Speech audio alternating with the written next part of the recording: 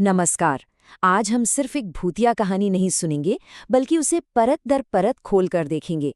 यह कहानी इस बात का एक बेहतरीन उदाहरण है कि कैसे डर पैदा किया जाता है, कैसे सस्पेंस बनाया जाता है और कैसे किसी इंसान का सबसे बड़ा सहारा, उसका प्यार, ही उसकी सबसे बड़ी कमजोरी बन सकता है। तो चलिए, इस कहानी के मनोविज्ञान में जरा और गहराई से उतरते हैं। कहानी का जो पूरा सार है ना, वो इसी एक लाइन में छिपा है।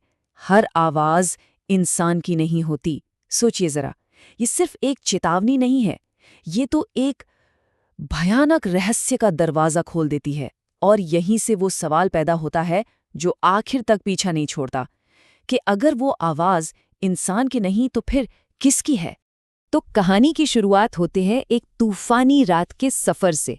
देखिए, कोई भी अच्छी डरावनी कहानी एक बहुत ही मजबूत नींव पर खड़ी होती है, और इस कहानी में लेखक ने डर का माहौल बनाने के लिए हर छोटी बड़ी चीज का इस्तेमाल किया है।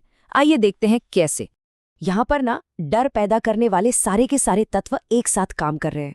रणधीर अकेला है, बिल्कुल अकेला। ऊपर से तूफान ने उसे एकदम लाचार कर दिया है, और वो जंगल का सन्नाटा, वो उसके मन में पुरानी सुनी सुनाई कहानियों को जिंदा कर रहा है। मतलब ये सारी चीजें मिलकर उसे मनोवैज्ञानिक रूप से एक ऐसी हालत में पहुंचा देती हैं जहां वो किसी भी चीज पर बहुत आसानी से यकीन कर सकता है। और ठीक ठीक इसी लाचारी के पल में, जब सब कुछ खत्म लग रहा होता है, एक आवाज सुनाई देती है, मंदिर की घंटी।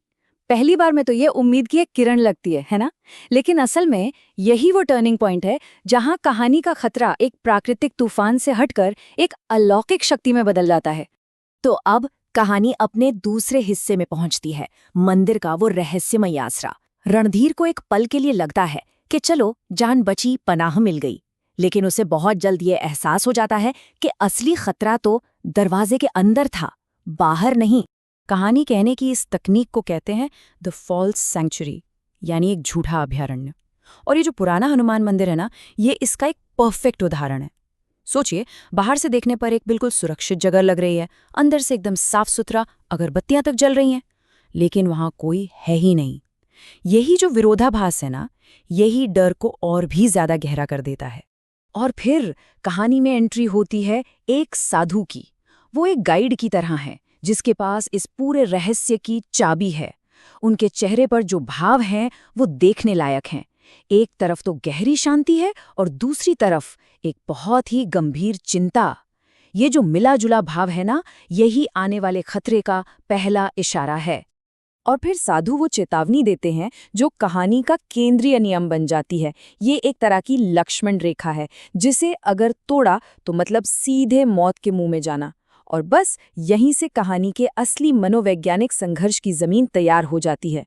तो सवाल ये उठता है कि इस चेतावनी के पीछे आखिर राज क्या था?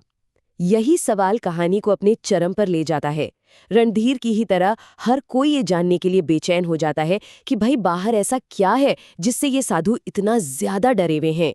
और अब कहानी अपने सबसे तनावपूर्ण हिस्से में पहुंचती है, छलावे की पुकार। ये सिर्फ कोई बाहरी खतरा नहीं है, ये तो रणधीर के दिल और दिमाग की सबसे बड़ी परीक्षा है।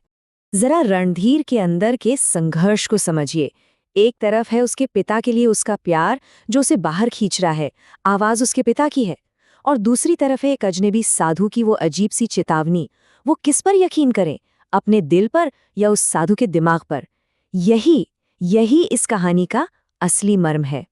और यहाँ पर लड़ाई सिर्फ मानसिक नहीं रहती, शारीरिक हो जाती है।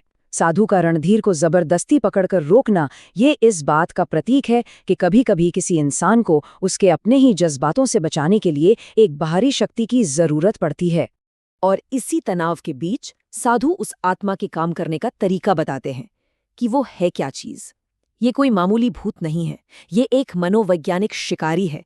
एक ऐसा शिकारी जो किसी के दिल में झांकता है, उसके सबसे पवित्र रिश्ते को पहचानता है, और फिर उसी प्यार को अपना हथियार बना लेता है। ये मदद की गुहार लगाकर इंसान की सबसे अच्छी भावना का, यानी मदद करने की इच्छा का ही फायदा उठाता है। कितना भयानक है ये। तो चलिए, खतरा टल चुका है, अब वक्त है रहस्य से पर्दा उठाने का। अब कहानी उन सवालों के जवाब देगी जो रणधीर के साथ साथ हर किसी के मन में थे, कि आखिर उस आवाज के पीछे की दर्दनाक कहानी थी क्या। सुबह जब होती है तो एक अजीब चीज दिखती है, और ये उस रात के खतरे का भौतिक सबूत है। मंदिर के चारों ओर अजीब पैरों के निशान हैं, जो इस बात की पुष्टि करते हैं कि खतरा बिल्कुल असली था। और सबसे डरावनी बात पता है क्या है? ये निशान मंदिर की सीमा पर आकर रुक जाते हैं। ये साधु की चेतावनी और उस लक्ष्मण रेखा की ताकत को साबित करता है। यहीं पर हमें उस छलावे, उस आत्मा की दुखद कहानी पता चलती है। वो कोई शैतान नहीं है, बल्कि एक बहुत ही दुखी और अकेली आत्मा है, जो अपने दर्द से कभी आज़ाद ही नहीं हो पाई। उसकी प्रेरणा नफ़रत नहीं है, उसकी प्रेरणा है एक कभी न ख़त्म होने वाला अकेलापन। वो दूसरों को मारकर खुश नहीं होता, बल्कि उन्हें अपने दर्द का हिस्सा बनाना चाहता है। तो अब आते हैं कहानी के आखिरी सबक पर। इस पूरे अनुभव का निचोड़ क्या था? रणधीर ने क्या सीखा और ये कहानी हमें क्या सिखाती है? ये कहानी का भावनात्मक चरम है। जब रणधीर घर लौटकर अपने पिता को सुरक्षित देखता है ना, तब उसे उस रात के धोखे की पूरी पूरी भयावहता का एहसास होता है। ये आखिरी सबूत है कि साधु सही थे और एक अजनबी पर किया गया वो विश्वास ही उसकी जान बचाने की वजह बना। साधु के ये आखिरी शब्द कहानी की मुख्य सीख को सामने लाते हैं। ये कहानी सिर्फ एक भूत के बारे में नहीं है, ये कहानी है भावनात्मक हेरफेर के खिलाफ आस्था की ताकत के बारे में। वो छलावा प्यार को हथियार बनाता है और उससे बचने का हथियार है विश्वास। और ये पूरा विश्लेषण इसी एक सवाल पर आकर खत्म होता है कि किसी के दिल में सबसे गहरा प्यार किसके लिए होता है। सोचिए, वो आत्मा तो किसी के भी दिल को पढ़ सकती थी। अगर उस रात उस मंदिर में कोई और होता, तो वो आत्मा उसे किसकी आवाज में पुकारती? बस यही एक सवाल इस कहानी को सिर्फ एक कथा से निकालकर एक बहुत ही व्यक्तिगत और डरावना अनुभव बना देता है।